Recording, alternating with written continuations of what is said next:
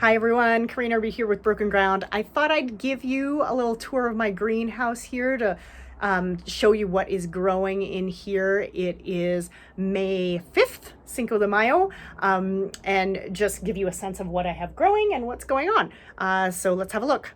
So first off, obviously I have a ton of tomatoes growing that are kind of bursting out of their pots. Hoping to get some in the ground actually a little earlier by protecting them. But anyway, we have a bunch of tomatoes growing up here in bigger pots. And these are actually a friend's tomatoes that she's gonna put in. We decided to put them in 1-gallon pots because they were gonna be in the greenhouse a little bit longer. And then below here, I have my tomatoes in 4-inch pots. I have some basil going here, some little itty bitty basils, some of which will stay in the pots, like these pots, right? I'll keep the basil in these pots in the greenhouse. Some of these will actually go in the ground outside. Same with here, we got some Thai basil there.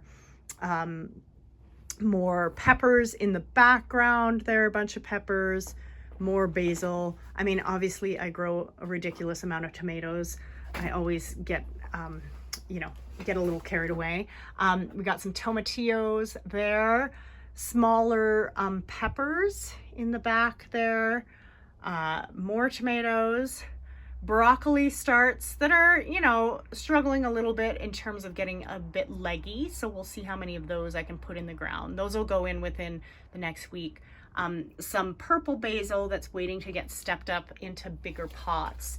And then we have some marigolds going on and various other flowers that are coming up. Some zinnias as well, more marigolds, more tomatoes in the background. So that's what's happening in pots. This is what's going on in the bed. I do have some broccoli and some dill and cilantro, and then I do have some tomatoes that are in ground in the bed. There's a tomato in this wall of water as well, and then a tomatillo in this wall of water here. And then I have more starts here. Again, these basils will probably stay in pots in the greenhouse. More starts. In this bed here, I have already seeded some beans. They haven't yet come up. Not quite warm enough yet. I do have, amidst this bed, I do have peppers in ground in the greenhouse.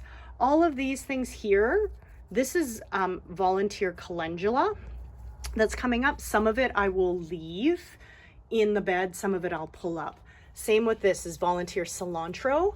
Some of this I'll leave because I'll want the cilantro to go to flower so that it can attract beneficial insects into the garden bed. And then over here are all my beautiful mustard greens and tatsoi that are really coming on, arugula that's coming on. And you'll notice that between here in this little understory, again, I have calendula.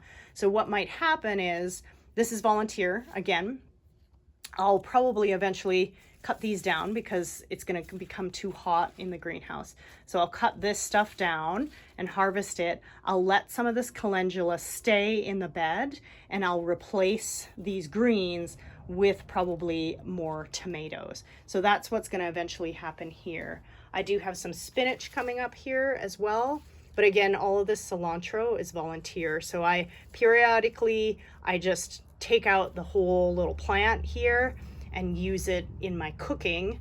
But in the meantime, it acts like a little bit of a ground cover. Then on the north side here, I have bok choy. And it's actually interesting, these, for those of you who follow me maybe on Instagram or something like that, you may have seen that initially I had these planted and the voles came and chewed around on them, which I was not happy about. But they've managed to recover quite well. Once I killed the voles that came into the greenhouse. These things have really bounced back. Here's more tatsoi, and then more arugula and some greens. Again, in here, between here, I've seeded a second succession of stuff, which is not coming up and or has also been eaten by voles again. Who knows? And then over here, we have some vole control that doesn't seem to be very effective. More greens, and then back over here I do have some mustard greens here, and I'm leaving this space open for hopefully shiso basil. This is kind of a tricky part of the greenhouse because it's quite shaded. So you can see here are the seedlings, and it's just this kind of northeast side of the greenhouse that's quite shaded. So sometimes I have difficulty getting things to kind of take in this area. So it's looking for, you know, partial shade with heat, and sometimes it gets drier. But anyway, you know, there will be places in your greenhouse where you might have to come with experiment a little bit in terms of what does well there. So that's what's going on in the greenhouse at this time of year. We are almost maxed out on space, although I do still have that upper shelf if I need it. But I'm looking forward to moving some of these plants outdoors fairly soon. So let me know if you have any questions, and we'll see you soon. Bye.